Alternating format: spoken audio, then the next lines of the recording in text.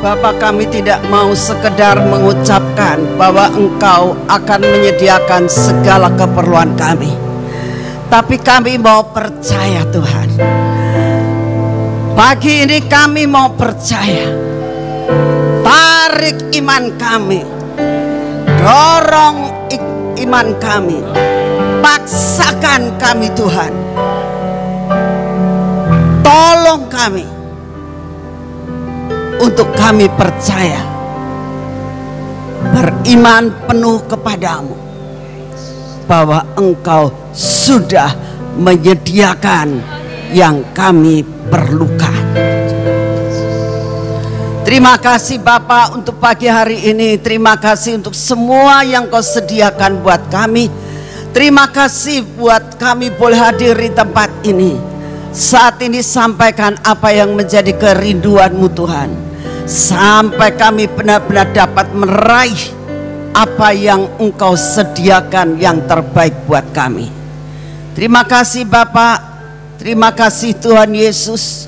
Terima kasih Tuhan Roh Kudus untuk semua yang Kau sediakan buat kami. Dalam nama Tuhan Yesus, kami ada di tempat ini. Berikan roh kami pengertian yang benar, menangkap akan semua apa yang Engkau mau, dan kami pulang dengan membawa suatu pengharapan baru.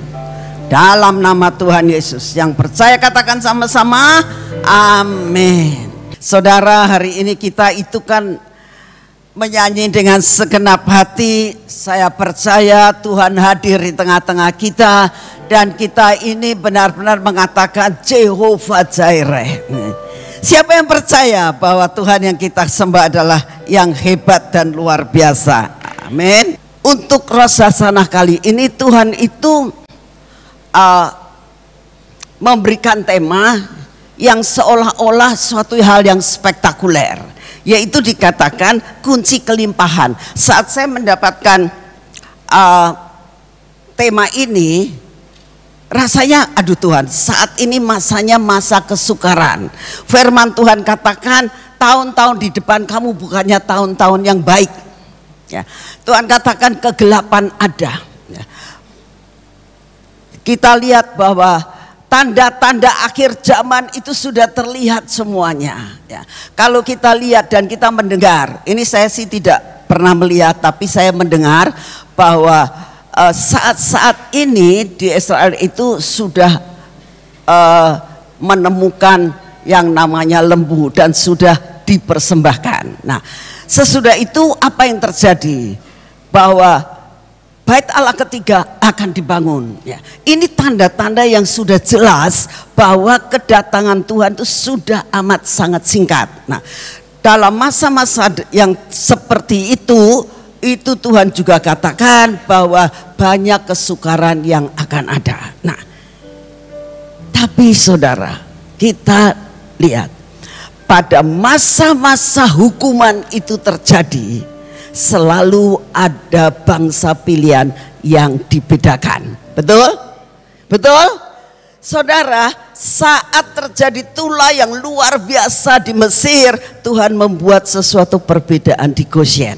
Nah, pada masa-masa yang Tuhan katakan bakal bukan baik-baik saja sesuatu yang ada di hadapan kita, Tuhan menyediakan. Nah, kamu tahu kan banyak masalah yang ada dalam kehidupan nantinya, tapi aku sudah menyediakan, ya, jalan keluar. Jehovah Jireh. Amin. Percaya enggak? Sebagai seorang tua yang mau menyekolahkan anaknya atau apa, dia sudah menyediakan segala sesuatu. Sebelum masa kesukaran yang saudara dan saya akan hadapi, masa kekeringan, karena kita tahu bahwa di depan kita banyak hal yang bakal terjadi. Siapa yang pernah memikirkan tiba-tiba terjadi demo kemarin ini, ya. Siapa yang pernah memikirkan Nepal terjadi sesuatu? Ini kita lihat keadaan dunia, keadaan perekonomian, keadaan politik itu benar-benar tidak dapat diprediksi. Tapi ingat, hari ini ada janji Tuhan, ya. Kita akan rayakan bersama-sama pada Rosasana ini untuk menerima kunci kelimpahan di masa-masa kekeringan. Nah, saudara, saya berdoa supaya saudara bisa bersama-sama. Yuk kita percaya Jehovah Jireh dia ada di antara kita semuanya. Amin. Ya, saudara, apa yang harus kita lakukan dalam hal-hal seperti ini? Kita akan baca bersama-sama di dalam Efesus 5 ayat ke-15. Ya, Efesus 5 ayat ke-15. Firman Tuhan mengatakan begini. Karena itu, nah ini yang kita harus lakukan ya. Tadi saya sudah katakan di depan kita bukannya sesuatu yang baik-baik saja. Apa yang harus kita lakukan? Efesus 5 ayat 15. Karena itu perhatikanlah dengan seksama. Ya, kita harus memperhatikan dengan seksama. Bagaimana sih cara memperhatikan dengan seksama? Teliti, saudara. Ya, kalau saudara membaca sesuatu sekedar membaca aja, itu cuma selewat. Tapi Tuhan katakan, perhatikan dengan seksama bagaimana kamu hidup. Jangan seperti orang bebal, tetapi seperti orang arif. Ya, dikatakan apa yang harus kita lakukan adalah memperhatikan cara hidup kita. Bagaimana? Waspada apa yang bakal terjadi. Seseorang kalau mau menghadapi sesuatu ya pasti sudah ada persiapan. Perhatikan, dikatakan di sini, perhatikan dengan sungguh-sungguh cara hidup saudara dan saya. Ini yang Tuhan mau saat-saat ini, saudara. Di dalam menghadapi akan apa yang akan terjadi. Perhatikan cara hidup kita. Jadi nggak bisa kita itu sembarangan. Hati-hati ya. Harus menjadi orang yang arif. Ya. Apa arti arif? Arif itu bijaksana. Kita kalau menghadapi sesuatu hal harus berhemat. Ya. Jangan obral-obralan. Ini arif, ini bijaksana namanya dalam menghadapi kekeringan yang akan datang. Jadi memperhatikan sungguh-sungguh. Lalu dikatakan di sini, dan pergunakanlah waktu yang ada karena hari-hari ini adalah jahat. Ayat 17, sebab itu janganlah kamu bodoh, tetapi usahakan supaya kamu mengerti kehendak Tuhan. Nah, ini yang kita akan belajar, saudara. Bagaimana kita ini dapat melakukan segala sesuatu berjalan di dalam masa kekeringan, di dalam masa-masa yang ada di hadapan kita. Apa yang harus kita lakukan? Yang Tuhan mau adalah hendaklah kita bijaksana, waspada, hati-hati. Ya, itu yang harus kita lakukan. Jadi kalau kita tahu, kita harus mencari kehendak Tuhan. Nah, saudara, di mana kita ini akan ikut ambil bagian dalam perayaan Rosasana dengan tema kunci kelimpahan. Jadi kita hari ini siap ya, supaya kita tahu setiap orang di dalam masa-masa kesukaran apa yang dirindukan, minta kunci kelimpahan, minta kuncinya. Nah, bagaimana cara kita itu dapat mendapatkan kunci itu?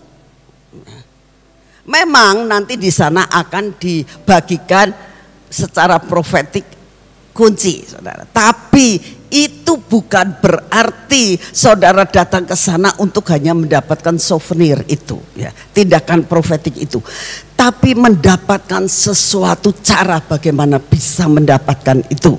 Dan hari ini saya ingin share dengan saudara apa yang harus kita persiapkan dalam menghadapi Rosasana ini. Kita bicara tentang kunci. Ya. Saudara, kunci itu apa sih? Saudara nggak bisa masuk di tempat ini loh kalau tidak ada kunci. Ya, saya punya pengalaman beberapa waktu yang lalu di Sion. Saya tuh nggak punya kunci Gracia, saudara. Saya nggak bisa masuk gedung Gracia kalau lagi dikunci. Sedangkan pada saat itu pas hari Minggu, kalau hari biasa kan memang selalu dibuka karena ada PW. Kalau hari Minggu tuh ditutup semua, saudara. Beda sama di sini, kalau hari Minggu semua dibuka. Kalau di Gracia kita di Sion itu kalau Minggu ditutup semua, libur, saudara. Nah, dan saat itu Kayla ini akan pelayanan di satu gereja, ya. Lalu dia mengambil jubah, ya. Jubah kan adanya di Gracia. Dia datang, Oma, saya mau ngambil jubah. Waduh, saya bilang ini hari Minggu ya, gak ada yang pegang kunci, gak ada, gak bisa kamu masuk, gak punya kunci. Saudara, untuk memasuk ke satu tempat tuh harus pakai kunci, karena kunci adalah sesuatu alat untuk membuka akses. Ya. Kunci itu penting banget, saudara. Ya. Kalau kita mau masuk rumah gak ada kunci ya gak bisa masuk. Kita mau membuka lemari, kalau misalnya kita nggak ada kunci, ya lemarinya nggak bisa buka, dijebol harusnya. Ya. Jadi kita tahu bahwa kunci itu sangat luar biasa, yaitu akses di mana kita akan membuka segala sesuatu. Nah, saat ini kita harus tanya, gimana ya supaya saudara dan saya bisa mendapatkan kunci kelimpahan itu. Yang pertama, saudara, apa yang harus ada dalam hidup kita? Saudara, tadi dikatakan waspada. Ya, apa yang harus saudara lakukan hari-hari ini? Yaitu harus punya kunci.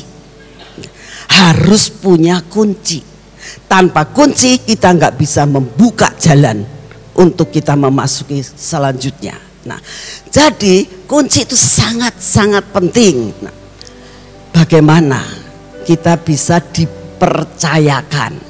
Ya, dipercayakan untuk dapat kunci.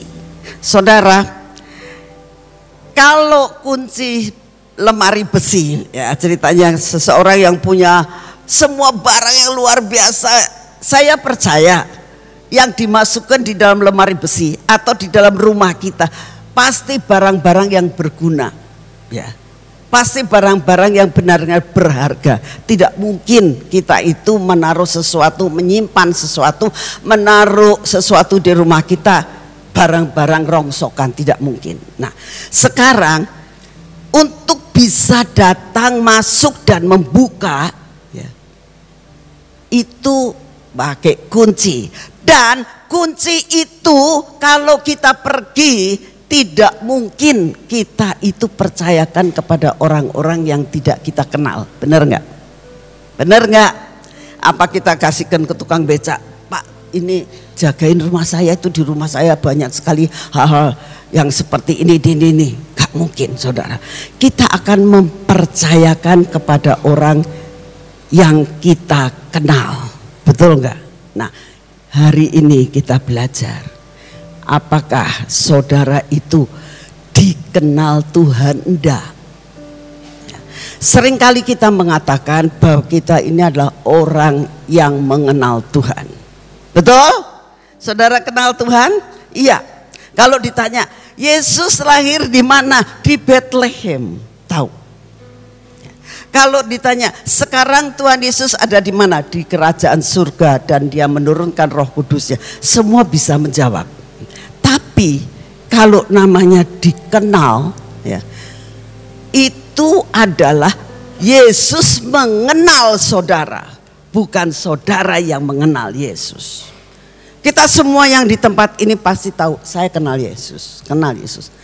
Sekarang pertanyaannya, makanya Tuhan katakan waspada kamu dalam menghadapi hari-hari ini. Pertanyaannya adalah, apakah saya dikenal Yesus? Itu pertanyaannya. Kita koreksi diri, apakah saya itu dikenal sama Yesus enggak? Apakah cuma saya kenal Yesus tapi Yesus tidak kenal aku? Nah, kita kalau baca dalam Matius 7 ayat 21 sampai 23, firman Tuhan katakan gini, bukan setiap orang yang berseru kepadaku, Tuhan, Tuhan, akan masuk ke dalam kerajaan surga, melainkan dia yang melakukan kehendak Bapa-Ku yang di surga. Pada hari terakhir banyak orang akan berseru kepadaku, Tuhan, Tuhan, bukankah kami bernubuat demi namamu dan mengusir setan demi namamu dan mengadakan banyak mukjizat demi namamu juga? Pada waktu itulah aku akan berterus terang kepada mereka dan berkata, aku tidak pernah mengenal kamu. Enyalah daripadaku kamu sekalian yang pembuat kejahatan. Saudara, pelayanan sudah, jadi pendeta sudah, mendapatkan karunia kesembuhan sudah, mengusir setan sudah, pelayanannya luar biasa. Tapi suatu saat, pada saat pulang ke surga, Tuhan katakan, kamu ini siapa? Tuhan, aku kan sudah lakukan ini, lakukan itu. Aku kok nggak kenal kamu sih? Saudara, coba hati-hati. Makanya waspada, perhatikan cara hidupmu. Sampai saudara dan saya itu dikenal Tuhan, bukannya mengenal Tuhan. Tuhan sangat merindukan saudara, bahwa saudara itu dikenal Tuhan. Contohnya yang dikenal itu seperti Musa. Coba ditayangkan ayat tentang Musa di sini, kok bisa nggak ada ya? Musa itu dikenal Tuhan, bukan sekedar mengenal Tuhan. Ya. Saudara, kita harus belajar untuk dikenal Tuhan. Ya. Musa itu dikenal Tuhan saat bangsa Israel sedang mengalami perkara-perkara yang tidak enak. Ya. Sampai Tuhan katakan, aku tidak mau mimpin lagi, aku mau buang aja bangsa Israel. Musa berdoa, Tuhan jangan dibuang. Bangsa Israel itu jangan dibuang. Lalu Tuhan katakan, karena aku mengenal engkau. Karena aku mengenal engkau, maka aku akan memimpin bangsa Israel lagi. Jadi benar-benar Musa itu dikenal sama Tuhan. Daud itu dikenal. Sampai dikatakan, aku melepaskan, aku membebaskan, aku tidak mau lagi untuk menjadikan Saul sebagai raja. Aku memilih, aku sudah dapat satu orang yang benar-benar mengerti akan hatiku. Sampai detak jantungnya itu sesuai dengan detak jantungku. Saudara, ini yang Tuhan mau. Sampai Tuhan katakan, aku kenal siapa engkau. Saudara, kalau dikenal itu banget luar biasanya. Ya. Belajar hari ini kita dikenal Tuhan dan tidak sekedar mengenal Tuhan. Dikenal dan dikenal. Itu yang Tuhan mau dalam kehidupan saudara dan saya. Sampai dikatakan ya. Ya, ini ada di dalam Keluaran 33 ayat 17. Tuhan katakan begini, juga hal yang telah kau katakan ini akan kulakukan, karena engkau telah mendapat kasih karunia di hadapanku dan aku mengenal engkau. Ya. Daud pun sama. Aku mendapatkan seorang, berarti dikenal. Sejak itu Daud hidupnya berkenan selalu di hadapan Tuhan dan hidupnya luar biasa dikenal. Saudara, tidak hanya kalau kita sudah bisa melakukan segala sesuatu sebagai song leader, singer, ya, bisa pelayanan ke desa-desa, bisa pelayanan ke luar negeri, bahkan mendapatkan undangan sampai di seluruh dunia misalnya. Tapi suatu saat Tuhan katakan, aku kok gak kenal kamu sih. Itu yang termalang dari yang malang, saya katakan. Ya. Hari ini koreksi diri. Koreksi diri dalam hidup kita. Ya. Apakah aku ini dikenal sama Tuhan gak?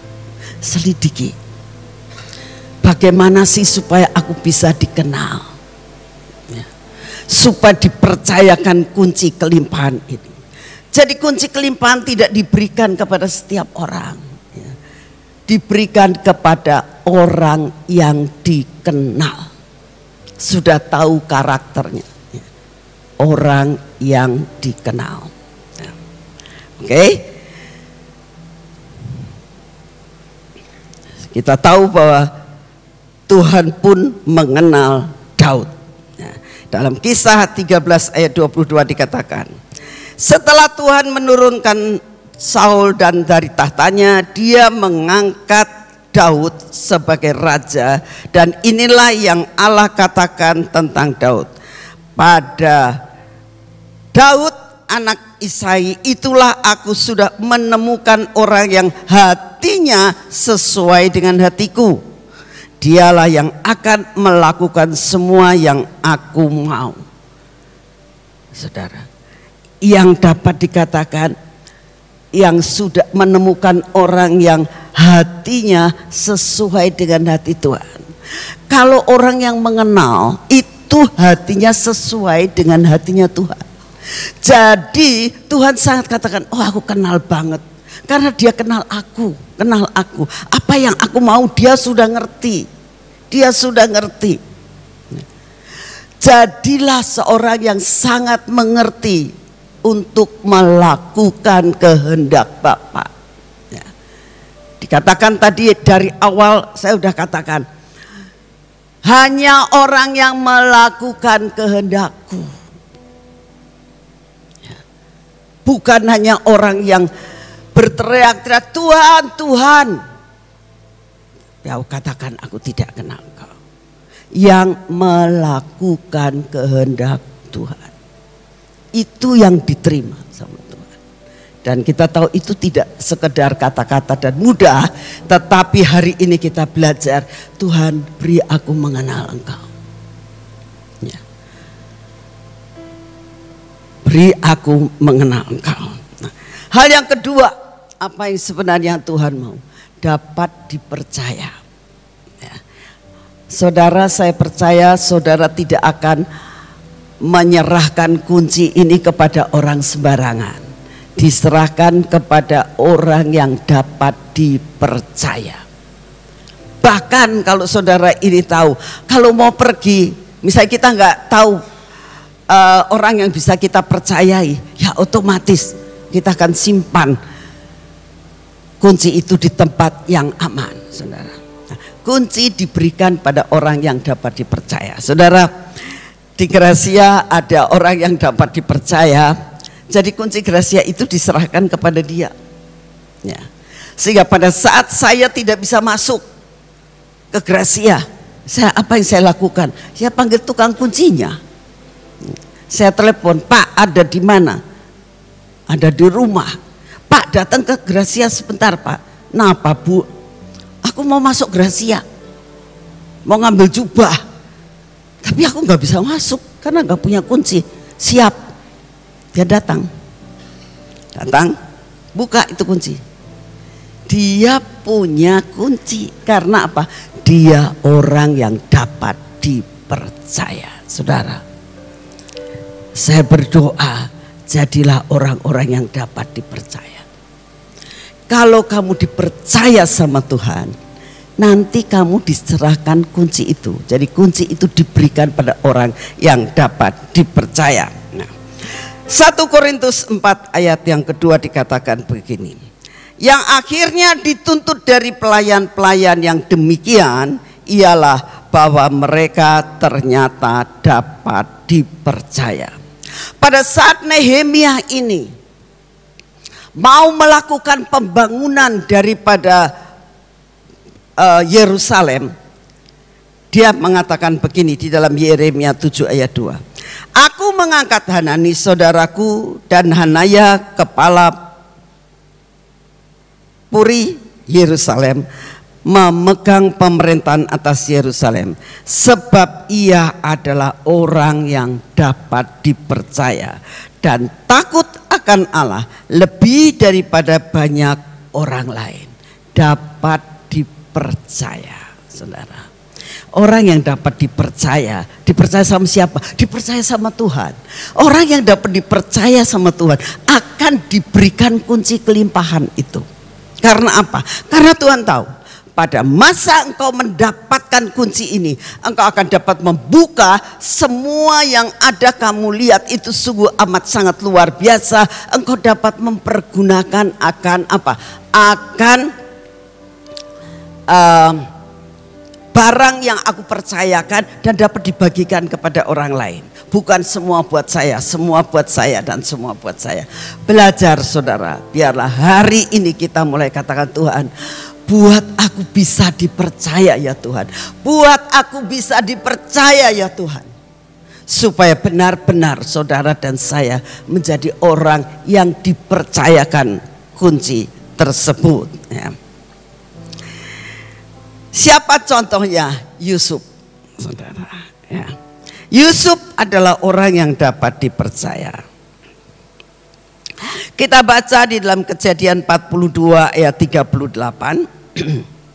Lalu berkatalah Firaun kepada para pegawainya, mungkinkah kita mendapat orang seperti ini, seorang yang penuh dengan roh Allah? Kata Firaun kepada Yusuf, oleh karena Allah telah memberitahukan semuanya itu kepadamu, tidaklah ada orang yang demikian berakal budi dan bijaksana seperti engkau ya. Saudara, kalau saudara ini mendapatkan dan aku percaya banget kok, aku percaya banget, persyaratannya adalah apa? Dia benar-benar tindakan perbuatannya itu dapat dipercaya. Dikatakan dia harus penuh, dikatakan ya, Yusuf itu dapat dipercaya karena Yusuf itu penuh dengan Roh Kudus. Sekalipun saat itu Tuhan Yesus belum disalib dan belum ada Roh Kudus turun benar-benar seperti sekarang ini, tapi dalam kehidupannya ketahuan persis bahwa dia penuh dengan Roh Allah di dalam dirinya. Dikatakan Yusuf itu orang yang takut akan Tuhan. Pada masa-masa dia itu mendapatkan pencobaan yang luar biasa. Pada masa tinggal di tempat Potifar, dia bebas. Dapat dikatakan dia melakukan apapun juga bisa. Mau selingkuh pun bisa, mau nyolong pun bisa, karena dia orang yang sudah dipercaya. Tapi dia tidak mempergunakan akan semua dan semuanya itu untuk kepentingan diri sendiri. Dia dipercayakan dan tidak nyolong. Saudara, kemarin kita ngobrol-ngobrol dengan anak-anak saya yang ikut pelayanan di sini, dan dia bilang begini, susah ya untuk nyetok barang. Dia bilang, dia kan usahanya kain-kain yang sangat banyak ya. Kuncinya itu diserahkan kepada orang yang sangat-sangat dipercaya. Satu ya. Kuncinya itu adalah yang dia yang bisa buka, dia yang apa. Jadi kalau ada orang pesan, itu bosnya hanya mengatakan gini, ini ya kain sekian kamu ambil, tulis dan kamu kirim. Sangat dipercaya dan sudah lama kerja, saudara, biasanya seperti itu. Tapi pada suatu saat ya, oleh karena keadaan ekonomi atau apapun juga, dia mulai korupsi, saudara. Ya, dia bisa menjual kain karena dia merasa aku dipercaya. Bosku sudah nggak ngerti apa-apa. Yang penting pokoknya aku laporan, dia percaya. Apa yang saya laporkan dipercaya. Jadi saudara, dia bisa menjual barang-barang yang sebetulnya milik daripada tuannya. Ya. Dia kompromi dengan beberapa karyawan yang lain. Saudara, firman Tuhan katakan tidak ada suatu kejahatan yang tidak akan terbuka. Kalau kita lihat saat ini di negara-negara kita ini lagi sedang marak-maraknya, akan dibuka segala sesuatu. Jadi kita tahu kejahatan itu tidak akan dapat disembunyikan. Jadi kita tahu bahwa akhirnya ketahuan akan disidik. Begitu ngomong disidik, takut keluar, saudara. Ini namanya orang yang tidak bisa dipercaya.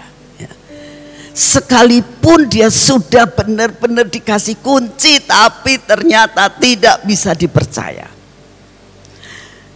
Saya berdoa, biarlah kita benar-benar untuk mendapatkan kunci kelimpahan dalam masa-masa kekeringan. Jangan sampai tidak bisa dipercaya. Yusuf sangat bisa dipercaya. Semua barang yang Potifar percayakan sama Yusuf, tidak ada satupun yang hilang. Ya. Bahkan sampai suatu saat istrinya ingin melakukan sesuatu yang jahat terhadap Yusuf. Ingin supaya Yusuf bisa menjadi simpenannya. Ya. Jadi zaman sekarang itu tidak hanya simpenan untuk wanita ya, banyak juga yang simpen pria-pria begitu ya. Zamannya sudah mulai banyak berubah. Tapi apa yang terjadi? Apa yang terjadi? Dia katakan, saya tidak mau melakukan sesuatu yang dosa di hadapan Tuhan. Semua dipercayakan Tuhan saya kepada saya, ya kamu, karena kamu adalah istrinya. Saya tidak mau mengkhianati kepercayaan yang diberikan.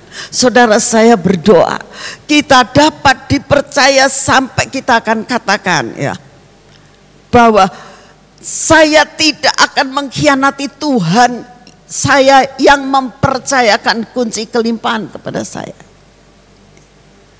Kunci itu diberikan kepada saudara yang benar-benar dapat dipercaya. Saya berdoa, biarlah sebelum Rosasana ini ya, saudara berkata, Tuhan berikan aku untuk bisa dipercaya dalam segala perkara. Bagaimana sih Bu supaya aku bisa dipercaya sama Tuhan? Perhatikan hidupmu, kata firman Tuhan tadi. Perhatikan cara hidup kita. Perhatikan apa yang harus kita lakukan dan apa yang tidak usah kita lakukan. Bisa dipercaya namanya, saudara. Ya. Saya berdoa hal-hal ini benar-benar terjadi dalam hidup saudara dan saya. Yang ketiga, Tuhan sangat merindukan kita itu mempunyai integritas yang tinggi. Ya. Tadi sudah dikatakan, ya, apa yang dinamakan dengan berintegritas yang tinggi, punya sikap yang benar-benar tidak mementingkan diri sendiri, tapi melakukan bagian-bagian tanggung jawab yang sungguh-sungguh. Dan benar-benar hidupnya benar, bisa jadi contoh. Ya. Kita lihat apa yang dialami oleh Yusuf. Kejadian 40 ayat yang ke-6. Ketika pada waktu pagi Yusuf datang kepada mereka, segera dilihatnya bahwa mereka bersusah hati. Ini pada saat Yusuf di dalam penjara. Orang dalam penjara itu nggak enak, saudara. Orang ditahan itu nggak enak, sangat tidak enak. Semuanya dikungkung, semuanya dibatasi. Dia sendiri punya masalah. Yusuf punya masalah yang besar. Di mana dia nggak salah dimasukin penjara. Ada sesuatu Apa? Mungkin ada dendam, mungkin ada sakit hati yang luar biasa terhadap saudara-saudaranya. Sekarang ada 2 pejabat makanan dan minuman yang dipenjara. Tapi setiap hari Yusuf dipercayakan buat memberi makan mereka. Saat dia lihat, ini kok kelihatannya sedih ya. Lalu dikatakan gini. Lalu Yusuf bertanya kepada pegawai-pegawai istana Firaun yang ditahan bersama-sama dengan dia dalam rumah tuannya itu, mengapa hari ini semuram itu mukamu?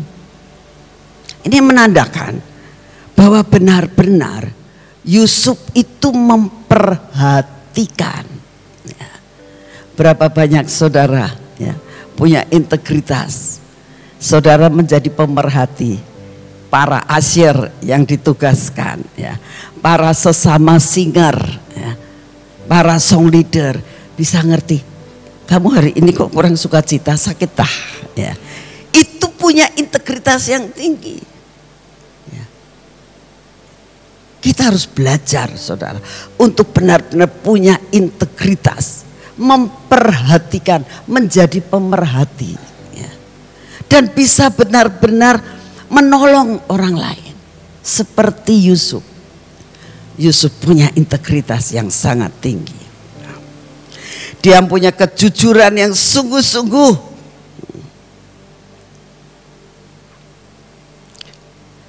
Kita kalau lihat ya, di dalam Kejadian 39 ayat 3 yang tadi sudah kita uraikan. Setelah dilihat oleh tuannya bahwa Yusuf disertai Tuhan dan bahwa Tuhan memberi berhasil segala sesuatu yang dikerjakan, maka Yusuf mendapat kasih tuannya dan ia boleh melayani dia. Kepada Yusuf diberikan kuasa atas rumahnya dan segala miliknya diserahkan pada kekuasaan Yusuf. Karena apa?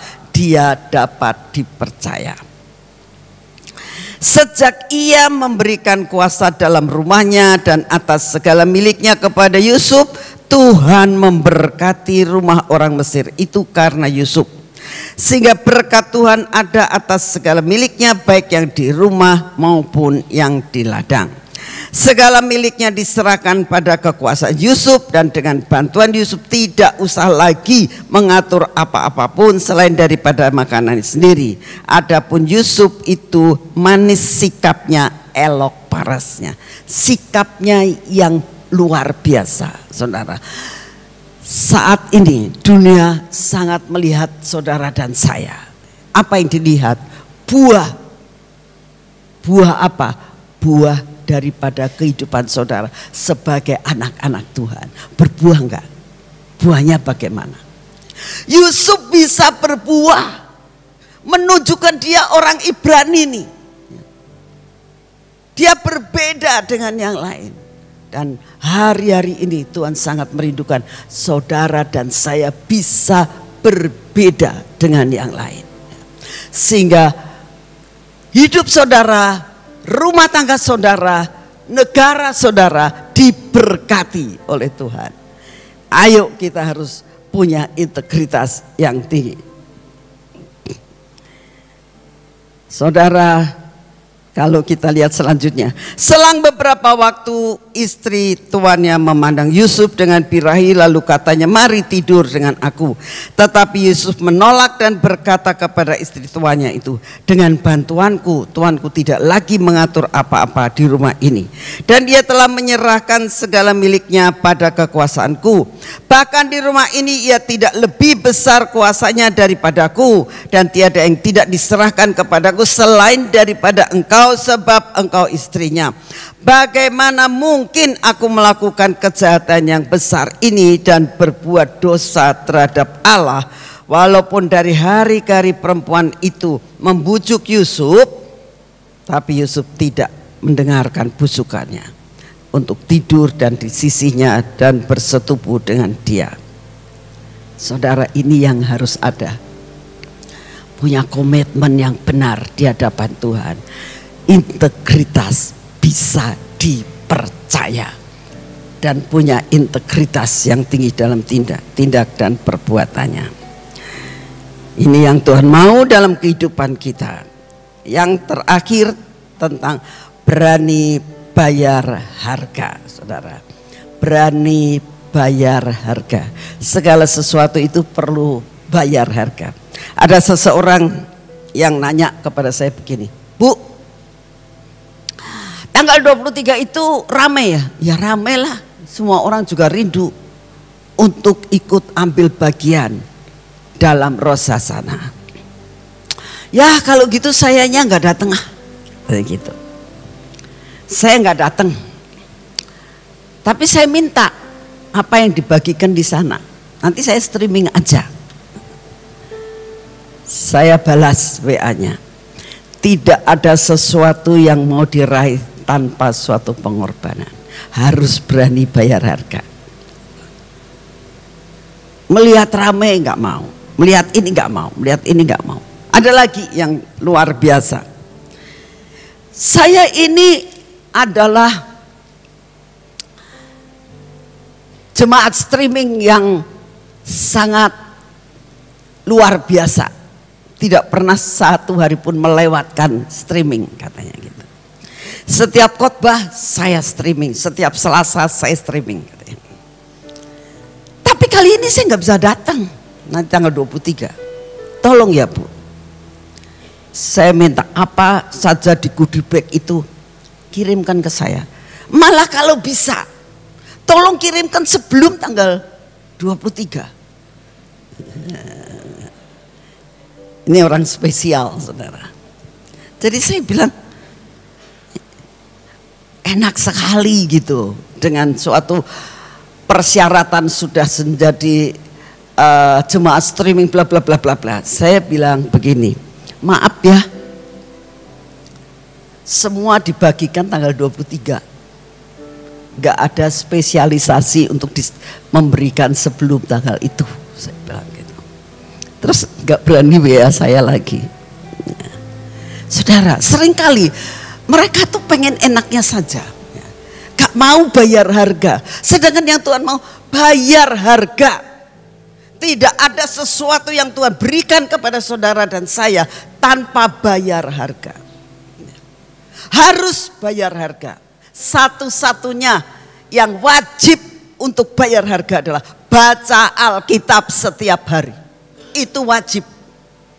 Kita sebagai anak-anak Tuhan berani bayar harga. Dan kalau aku nggak ada waktu, waktu di tangan saudara, bukan saudara di tangan waktu. Ini wajib. Kalau saudara mau dikenal sama Tuhan. Bagaimana saudara dikenal dan dapat dipercaya kalau saudara tidak pernah membaca surat cintanya Tuhan? Gak bisa. Suatu saat ada orang yang tidak pernah ketemu saya, saudara. Tapi ternyata dia sudah tahu keadaan saya. Suatu saat dia datang ke taman dan dia bilang, aduh saya mengucap syukur bisa salaman dengan Ibu Nani. Saya bilang, kenapa Bu? Saya tahu persis Bu Nani.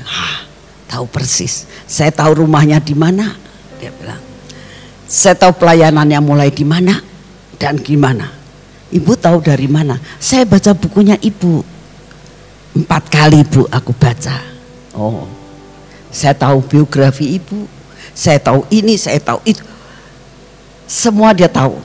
Ya, Gracia itu kebutuhan apa namanya, kegiatannya apa? Dia tahu. Taman Tuhan dia tahu. Semua dia tahu. Apakah dengan seperti itu dia mengenal saya? Ketemu aja belum.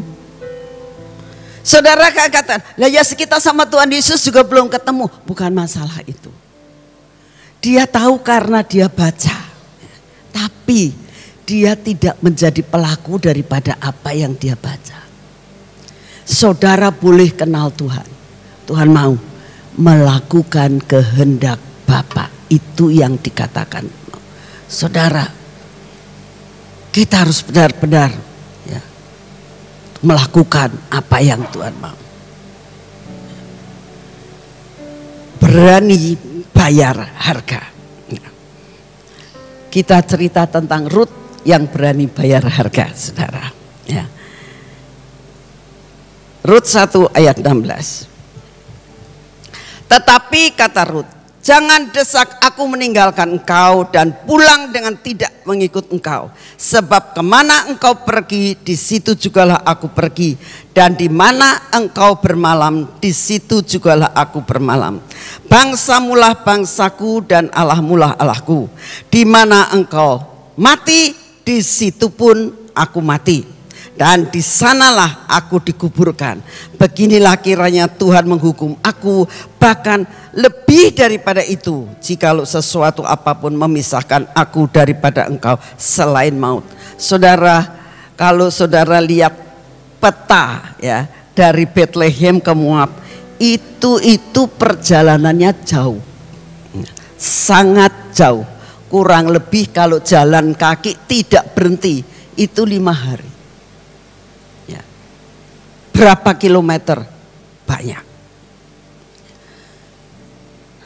Kalau orang seperti Rut sudah melihat tidak ada masa depan.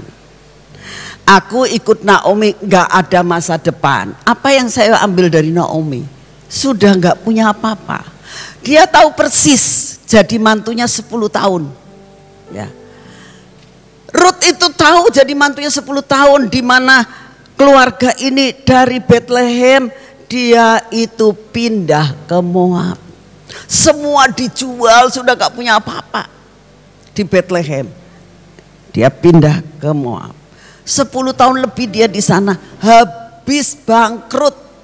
Sekarang mertuanya mau pulang. Yang diharapkan apa? Gak ada sesuatu yang diharapkan. Tapi selama 10 tahun Rut itu tahu persis bagaimana kehidupan keluarga itu tentang Allah Yahweh-nya. Allah yang menyediakan, Jehovah Jireh, itu yang selalu ada sekalipun dia tidak melihat saat itu. Dia nggak melihat adanya pertolongan Tuhannya Naomi. Kalau dia memang bangsa pilihan, kenapa dibiarkan Naomi seperti itu? Dia nggak punya pemikiran negatif seperti itu, saudara. Tapi Rut katakan, aku mau karena Allah Yehuwa, Allah Jehovah Jireh. Dia pasti akan menyediakan segala sesuatu yang dibutuhkan mertua saya. Bangsa pilihan, aku mau percaya kepada Allah yang seperti ini.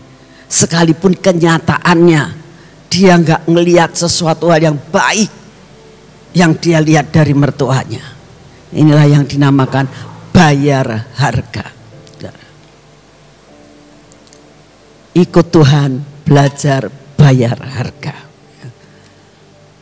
Berani berkorban, berani berkorban. Apapun yang Tuhan tidak suka, aku mau lepaskan. Ini namanya bayar harga, saudara. Ya. Seseorang yang bayar harga, yaitu seperti itu, melepaskan semua haknya. Berani dipotong, berani. Ini namanya bayar harga. Bayar harga itu tidak murah, saudara. Ya. Apa yang harus saudara bayar harga sebagai anak-anak Tuhan saat ini? Semua hobi saudara, semua kesukaan saudara, semua tindakan-tindakan termasuk kurang sabar. Ya. Itu harus bayar harga. Suka marah, ya. Atau sifat-sifat yang lain. Tuhan mau kita bayar harga, saudara. Rut berani bayar harga, makanya dia mendapat kunci kelimpahan. Kunci kelimpahan salah satunya kamu harus bayar harga. Saudara, saya mau kesaksian tentang cucu saya. Ya. Kean, anaknya juga ada di sini. Kean saya diomongin lagi sama Oma ya. Suatu saat mama papanya lagi pelayanan keluar kota. Jadi biasa kan, tugas seorang oma jaga rumah, jaga cucu, jaga segala, nitip berpergi ya. Nah itu namanya, ya itulah bagian daripada oma ya. Jadi saya dititipin 2 cucu ini di rumah. Biasanya saya cuma sebentar-sebentar di rumah mereka, saya terus banyak di rumah saya sendiri. Tapi karena ini dititipin, mamanya nggak ada, walaupun sebetulnya setiap hari juga nggak ada gitu loh. Cuman karena karena banyak kesibukannya kan, mama papanya macam-macam lah sibuknya. Yang kerja juga ya, yang zaman sekarang ada olahraga, yang pedal lah, yang pilates lah, yang inilah. Wah banyak sekali kegiatannya ya. Ya memang suka pada ditinggal, tapi kan sebentar-sebentar ini kalau pelayanan rada lama. Jadi hari itu saya lihat nih anak pulang sekolah, tek bawa iPad, terus gitu di kamar ya. Kalau ditanya, Kean lagi apa? Kean gini-gini, maksud? itu jawabannya. Aduh ini anak, ya udah biarin ya, udah. Terus-terusan saudara, terus nggak bisa lepas dari itu. Kadang-kadang ketawa sendiri, kadang-kadang ngomong sendiri, tapi ini ngomongnya sama temennya karena itu dia suka main Roblox. Nah, itu asik banget katanya. Nah, saya lama-lama ini Tuhan, ini gimana anak kok sampai seperti ini? Gimana cara lepasinnya gitu? Karena saya sebagai oma suka nggak tega, ya sudahlah, banyak excuse-nya sayanya, ya sudah. Tapi lama-lama itu nggak enak dalam diri saya. Ini nggak bisa anak seperti ini. Tapi caranya gimana? Ya, udah malam, mamanya datang nih, papanya. Terus saya ngomong, ini anak kamu perlu dilarang untuk ngomong ini. Dari pagi sampai malam mandi nonton Roblox lagi terus-terusan, gak bisa ini sudah ikatan. Anaknya baru umur 9 saudara. Terus mamanya bilang, Kean sini, itu masih di dalam kamar tuh, masih gini. Keluar pun bawa iPad-nya, ya. Terus pada saat diomongin mamanya juga masih begini. Terus akhirnya dia nyadar, ditaruh, diomongin sama mamanya dengan caranya. Mamanya ini namanya kenal dan dengan anaknya, jadi cara berbicara pun kenal ya. Jadi saya duduk di sini sama papahnya sama ciciknya segala macam diomongin. Nah, kamu tuh sudah terikat ini gini. Wah, pokoknya semua firman keluar nih mamahnya ya ini. Lama-lama anak itu, ayo mah, didoain. Nggak mau, saya bilang, bertobat dulu baru tak doain. Dia melongo lihat saya, tunduk lagi. Bertobat kamunya, ya, baru didoain sama oma. Mau nggak bertobat? Mau. Lepas sama Roblox, ya, sungguh, ya. Sekarang kamu doa yang keras, oma mau denger. Dia doa, ampuni Tuhan. Wah, bagus sekali doanya, pinter tuh anak ya. Wes semuanya. Dan saya tahu, saya detek dengan roh saya, ini bertobat sungguh-sungguh, bukan sekedar mulut, tapi sungguh-sungguh dari hati. Dia bertobat, dia ngomong lepas, doain, tumpangin tangan kita bertiga. Udah lepas. Selesai saudara, apa yang dia lakukan? Langsung melakukan suatu tindakan. Dia ambil iPad, serahkan ke mamahnya. Ini mah, saya sudah nggak mau main Roblox lagi. Ini anak saudara. Tapi berapa banyak para orang tua kita bertobat ya. Tuhan ampuni aku. 2 hari lagi lakukan lagi. Tuhan lepaskan aku dari rokok, sudah lepas. Berbuat lagi. Tidak mudah loh berbuat seperti itu. Apalagi anak yang masih kecil. Dia langsung menyerahkan iPad-nya sama mamanya. Lalu mamanya bilang, tak habis ya? Ya mah. Semua yang urusan-urusan Roblox dihapus semua sama mamanya di depan dia.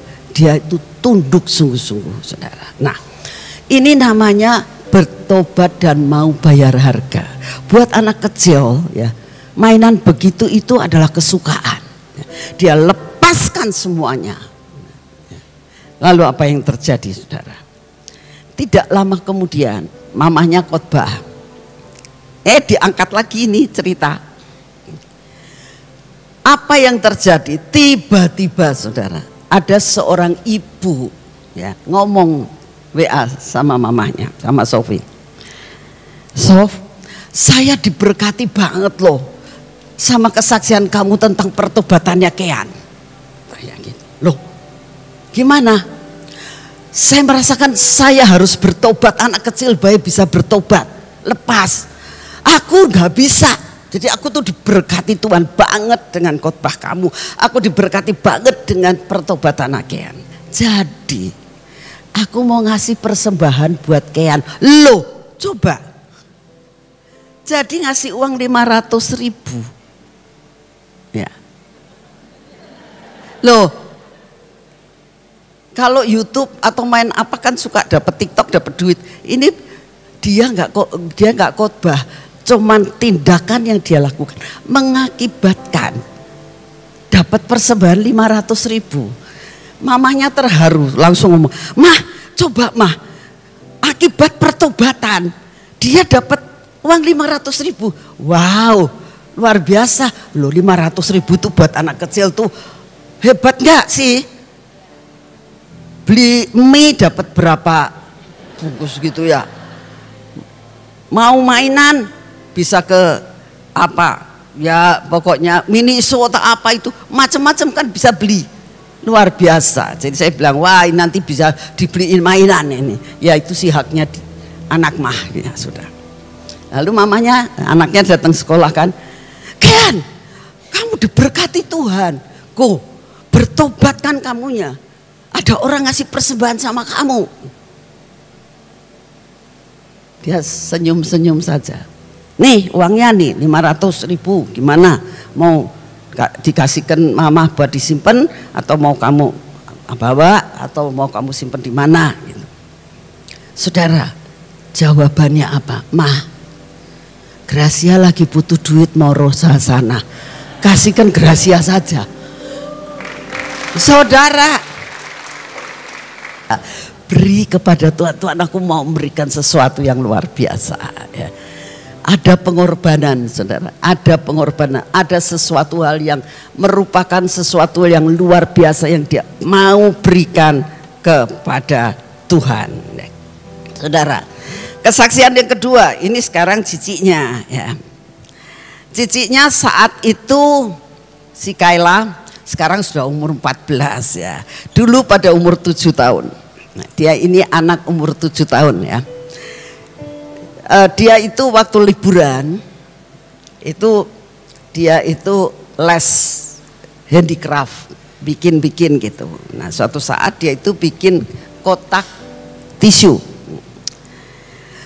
Dia datang, "Oma, aku bisa bikin ini." "Hah, kamu bisa bikin ini? Bagus banget. Kok bisa kamunya?" "Iya, les," katanya gitu. Nah, terus ini buat Oma aja katanya. "Kasihkan Gracia aja ya." "Oke Ma, oke, setuju."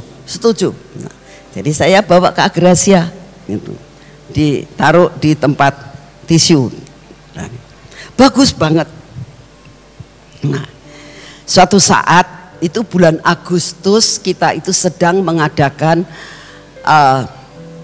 doa 24 jam ya. Tahun 2018 waktu itu bulan Agustus. Tiba-tiba dari terbang bisikin saya, "Bu, terbang kekurangan uang 100 lebih." "Hah, ini sebentar lagi kita mau bayaran." Itu sudah tanggal 30-an. Gajian gak ada duitnya. Waduh. Nah itu kan kita terus pujian penyembahan, terus pujian penyembahan. Sampai sekitar sore, pagi jam 6 saya khotbah. Saya semalam gak bisa tidur, saudara. Duit dari mana ini ya? Duit dari mana ini? Nah, tapi dari jam 3 saya lagi doa. Tuhan tuh ngomong gini, nak, kan cucumu tuh ngasih persembahan, kotak persembahan, isinya tisu. Itu aja kamu lelang. Hah? Dilelang Tuhan? Yang mana siapa yang mau beli barang kayak begitu? Saya bilang, lelang aja nak, lelang. Tapi lelangnya begini, kata Tuhan. Yang sudah mau, misalnya saya lelang ini 1.000, uang 1.000, kalau dia nggak dapat nggak boleh diambil kembali buat persembahan. Oh gitu, ya sudah. Jadi saya itu ngomong, selesai khotbah saya bilang gini, ini sekolah lagi butuh duit, saya bilang gitu. Besok mau gajian tidak ada uang, jadi saya mau lelang. Ini kata Tuhan, ini mesti dilelang. Apa Bu yang dilelang? Ini saya tunjukin kotaknya. Kotaknya kecil, isinya tisu. Lalu saya bilang, ini kotak tisu saya lelang mulai 1.000 ya. Tapi uang yang kamu masukin itu buat sekolahan, nggak boleh diambil kembali. Oke. Siapa? Mulai 1.000, 2.000, 3.000, 10, 1.000.000, 2.000.000. Termasuk Yosef. Waktu itu Yosef ikut. Dia bilang, mami aku nggak dapat. Kamu lelang berapa? 10 juta Mi, nggak dapat. Hah? Kamu mau beli ini 10 juta tapi nggak dapat, ada yang lebih. Sampai laku 20 juta, saudara. Saya kaget. Modalnya cuma 11.000, saudara. Ya. Dia menyerahkan apa yang ada itu seperti 5 roti 2 ikan. Coba tunjukin tadi yang gambar tadi. Ini ibu yang dapat, ya mana? Yang dia sedang menyerahkan kotaknya. Nah, ini kotaknya cuman kayak gitu tuh. Sampai dapat uang 140 juta. Ngumpulkan uang dari kotak ini. Nah, ini ibu ini sekarang sudah almarhum, ya, sudah pulang ke rumah Tuhan. Dia orang yang sangat sederhana, ibu ini. Ya. Sangat sederhana. Ya. Dia omong kaya tidak, dia karyawan dari satu perusahaan. Ya. Memang dia sarjana ekonomi, tapi dia orangnya hidupnya sederhana, cintanya Tuhan luar biasa, all out dikatakan. Kalau dia ngasih persembahan perpuluhan, itu tidak 10%, tapi 25%. Luar biasa banget. Ikut mengambil ini, dia berani lelang 20 juta. Sampai terkumpul 140 juta buat bayar sekolahan, saudara. Ya. Hanya persembahan dari seorang anak kecil yang mau mempersembahkan semuanya itu untuk Tuhan. Saudara, ini apa artinya? Melepaskan dirinya dari segala keinginannya. Saya tanya, ini umur 7 si Kela waktu itu. Saya tanya, Kela ini dapat uang gimana? Uangnya 11.000, tak kembaliin kamu aja buat modalnya kan 11.000 ya. Enggak, kasih Tuhan semuanya aja. Anak ini memang umur 7 tahun pada saat itu. Belum tahu itu uang sekian ratus juta, belum tahu, belum mengerti. Tapi dia tidak ada kerinduan sekalipun untuk mengambil sedikit pun dari apa yang dia sudah persembahkan. Saudara, kalau anak-anak ini bisa seperti itu, ya, bagaimana kita sebagai orang tua, para orang tua, ya, beranikah kita bayar harga? Salah satu kelemahan daripada orang tua, orang-orang tua semuanya, orang-orang yang sudah tua, ya, ada 2, karakter dan duit. Betul ya. Uang itu, aduh ini uang ini mesti harus buat ini dulu, buat ini dulu, buat ini dulu. Sisanya baru buat Tuhan. Tapi hari ini saya menantang saudara, ya. Berani bayar harga. Dalam menghadapi apapun berani bayar harga. Nanti kau akan melihat kemuliaan Tuhan dalam kehidupan kalian. Wujud nyata, cucu-cucu saya diberkati Tuhan. Gak pernah kekurangan. Satu hal yang saya bisa merasakan, ya, banyak yang sayang.